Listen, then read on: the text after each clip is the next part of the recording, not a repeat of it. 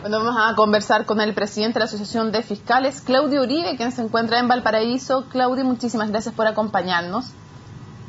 No, gracias a ustedes.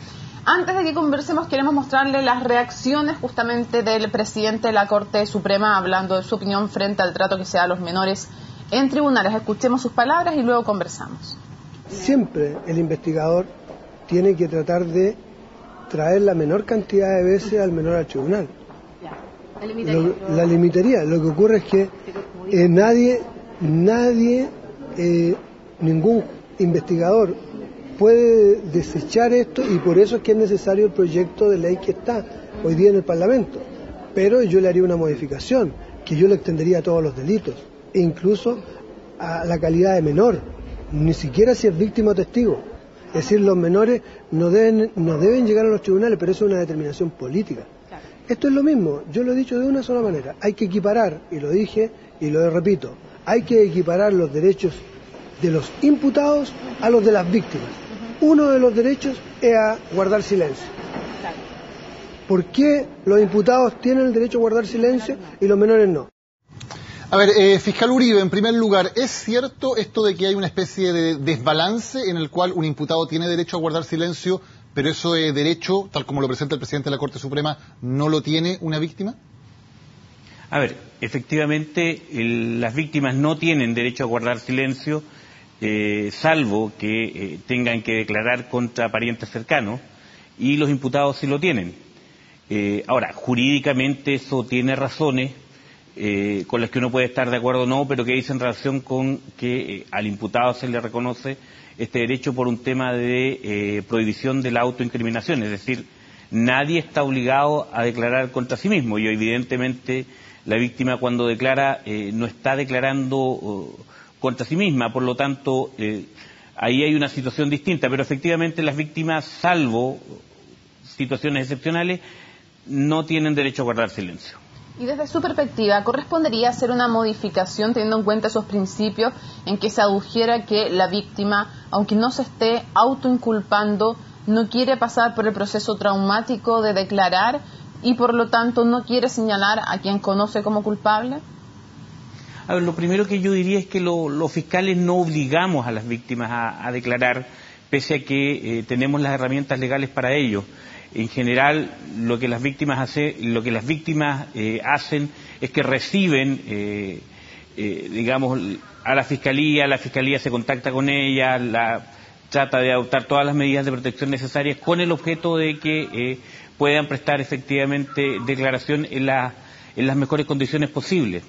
Ahora, efectivamente, y pensando especialmente en delitos como los delitos sexuales y en general aquellos casos en que hay menores, la verdad es que nuestra legislación es insuficiente en cuanto a las medidas de protección que se prestan a las víctimas.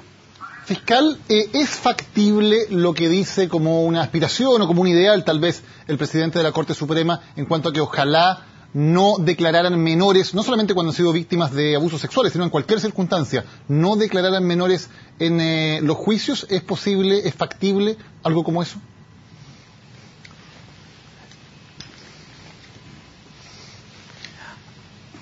A ver, yo aquí distinguiría varias cosas. Lo primero es que se ha postulado desde hace ya bastante tiempo que es necesario crear un sistema, por lo menos en lo que dice relación con delitos sexuales, de entrevista única. Que la víctima, especialmente cuando es un niño, declare una vez y no declare más. Hoy día, por las lógicas del sistema, una víctima de delitos sexuales tiene que declarar no una, sino que 4, 5, 6, incluso más veces respecto a los hechos que le han ocurrido. Tiene que mantener un relato en el tiempo durante bastante tiempo, durante años. Hay que pensar en niños que sufren, por ejemplo, una agresión a los 4 años y durante 2, 3 años tienen que seguir contando esta historia hasta que termina. Hay proyectos de ley para terminar con eso y que en general se declare en una sola ocasión. Ahora, lo que postula el presidente de la Corte Suprema de que los niños ni siquiera declaren, yo lo veo poco factible, y especialmente considerando lo que es la tendencia de los propios jueces, Es decir, los jueces mismos son quienes más están interesados en escuchar directamente el relato de la víctima. Y obviamente el juicio es la última etapa de todo el proceso, lo que implica que necesariamente hay que haber obtenido el relato antes. Y eso obliga hoy día a los fiscales a tomar declaración antes a los niños y posteriormente a replicarlo en un juicio. Yo creo que si se creara una reforma legislativa que está en proyecto y que esperamos que concluya bien, del sistema de entrevista única, que al inicio del proceso se tome una sola vez declaración y los jueces llegan a aceptar eso y a conformarse con eso para ver si se forman o no convicción, puede ser un adelanto importante.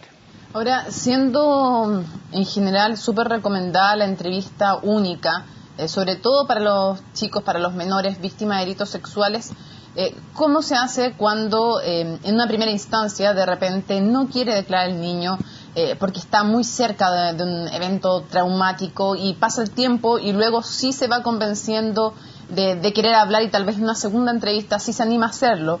¿En qué condiciones tiene que ser entonces esta primera entrevista para maximizar las posibilidades de que declare bien, de que pueda contar su verdad? Y también, ¿qué hacer cuando no se cierra simplemente y no quiere hablar? ¿Se acabó la oportunidad de inculpar a alguien? A ver, yo diría que acá la regulación es importante, que tiene que hacerse todo con prudencia y entendiendo que los niños, los menores tienen su propio ritmo. Es decir, que la entrevista sea única no significa que necesariamente sea el primer acto del proceso. Habrá que estar a las características del niño, a las circunstancias personales. Será una decisión que habrá que tomar por parte del fiscal, pero en conjunto con psicólogos, con otros profesionales que apoyen y que permitan fijar un momento y eventualmente, si no se obtiene relato, bueno, evaluar nuevamente la situación en alguna etapa posterior. Yo creo que acá lo peor que puede haber son procesos absolutamente cerrados, regulados al extremo, que pierdan la flexibilidad mínima que es necesaria en este tipo de casos y en general en todo procedimiento penal. Fiscal, le queríamos preguntar también por otro tema. Hemos conocido nuevamente de la renuncia de fiscales con experiencia en el Ministerio Público. Ustedes han estimado que hay un déficit de cerca de 600 fiscales y que el sistema está trabajando colapsado. ¿Qué es lo que falta? ¿Falta inyección de platas o falta también un mejor proceso de capacitación o de captación y retención de los fiscales que estén trabajando?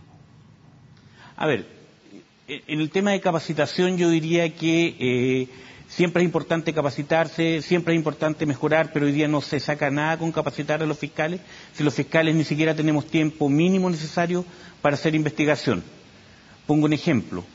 Cualquier día uno va al Centro de Justicia de Santiago, al edificio institucional de la Fiscalía, donde en teoría hay 80 fiscales y no hay más de 10. No hay más de 10 en las oficinas. ¿Por qué? Porque la inmensa mayoría está en los tribunales de garantía atendiendo audiencias, en el tribunal oral, atendiendo turnos, de manera tal que tiempo para investigar no hay. Faltan manos, faltan acá fiscales, de manera tal que, en definitiva, eso es lo primero. Acá necesitamos más gente, porque el sistema está, en ese sentido, haciéndonos colapsar.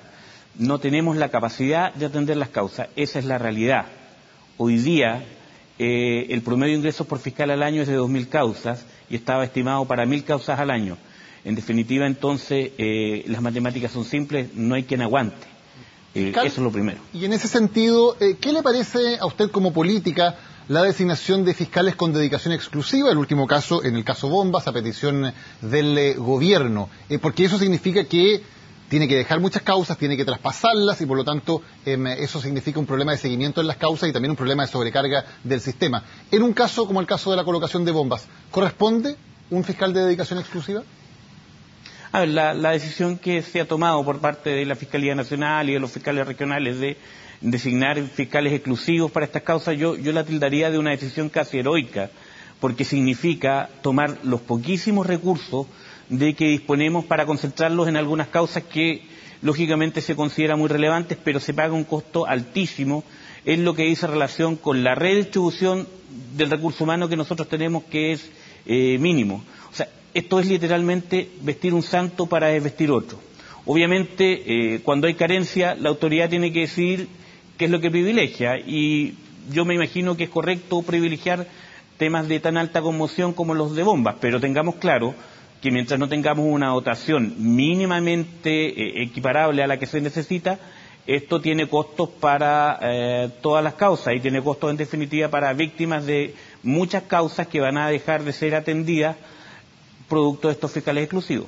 Señor Uribe, cuando usted dice me imagino que será correcto, uno tiende a pensar que usted no está de acuerdo con la decisión o no está de acuerdo del todo. Entonces quiero preguntarle cuál es su opinión personal más allá de lo que se imagina y también si esto no crea un problema de trato desigual frente a la justicia. Es decir, si a mí no me toca ser víctima en un caso que tiene conmoción, no me van a tratar con tanta celeridad.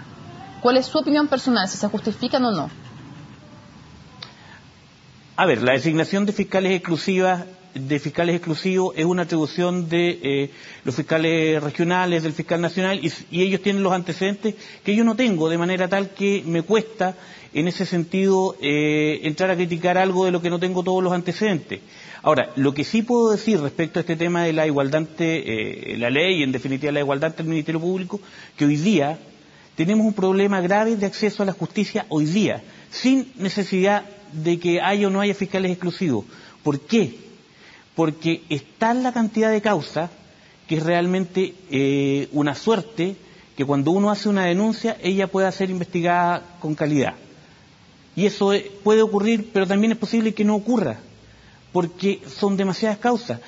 Piénsese, por ejemplo, si alguien pide audiencia con un fiscal hoy día.